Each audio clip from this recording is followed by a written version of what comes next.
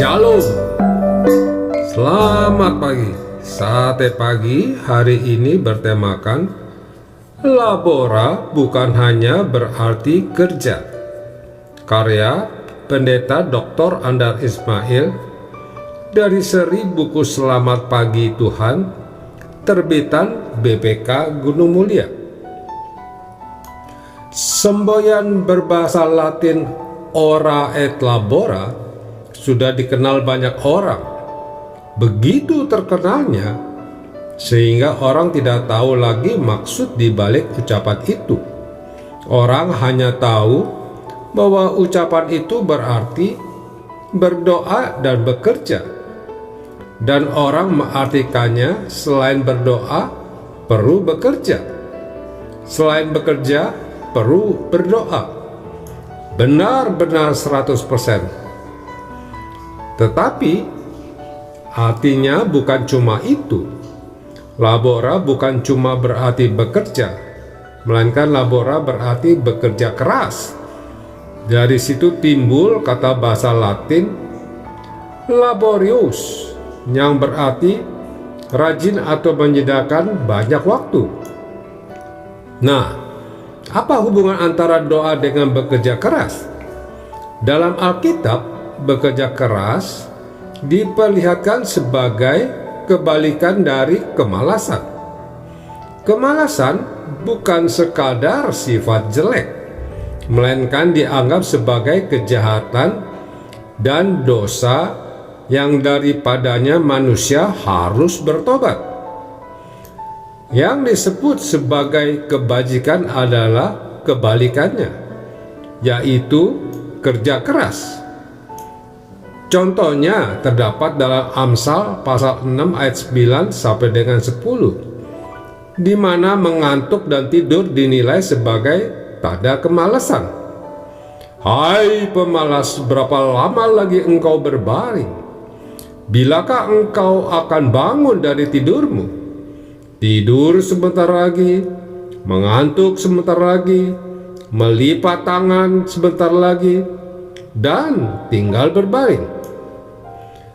Ketika gereja Protestan lahir pada abad pertengahan, dihidupkanlah kelaziman membaca Alkitab dan berdoa di kalangan umat. Salah satu hasilnya, lahirlah pandangan bahwa bekerja keras adalah kebajikan yang alkitabiah. Lebih-lebih ketika orang Protestan sebagai minoritas harus sering mengungsi untuk mempertahankan hidup, maka lahirlah mentalitas kerja keras, ulet, dan hemat. Di zaman itulah semboyan ora et labora mendapat arti yang sesungguhnya. Kehidupan beragama menghasilkan kerja keras. Pengaruh dari etika Protestan terhadap mentalitas kerja keras tersebut di atas dibuktikan oleh Max Weber, seorang ahli teologi yang juga ahli sejarah dan ahli hukum dagang. Dalam buku Die Protestantische Ethik an der Gesetz des Kapitalismus, ia menunjukkan bahwa sifat gesit, hemat waktu, dan tekun yang terdapat di Jerman, Inggris, dan Amerika Serikat ternyata merupakan ciri dari ajaran gereja Protestan di situ, sehingga negara-negara tersebut tampil sebagai 3 negara termaju pada abad yang lalu. Ajaran Protestan telah menimbulkan dampak pada perilaku kerja. Demikian Weber. Menarik untuk diketahui, orang pertama yang mempopulerkan dan menerjemahkan karya Max Weber di Indonesia adalah Bung Hatta. Mentalitas kerja keras yang dikembangkan orang Protestan di Eropa pada abad pertengahan memiliki beberapa segi lain. Misalnya, segi efisiensi penggunaan waktu, mencapai hasil yang optimal dalam waktu minimal. Segi lain adalah spesialisasi bukan melakukan banyak hal dengan serampangan saja, tetapi melakukan sedikit hal, namun bermutu.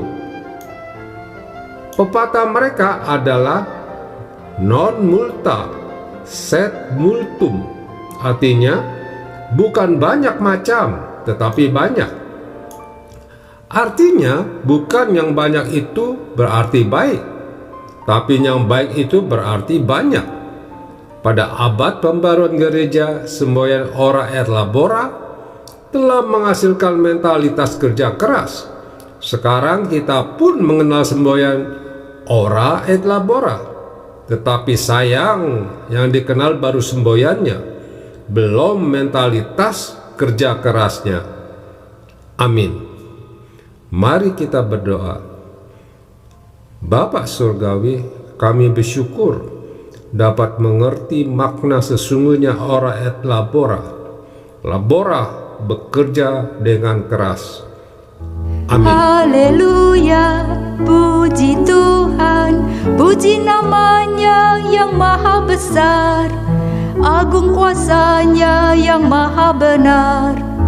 Haleluya, puji Tuhan, pujilah Dia untuk selamanya, karena namanya ajaib benar.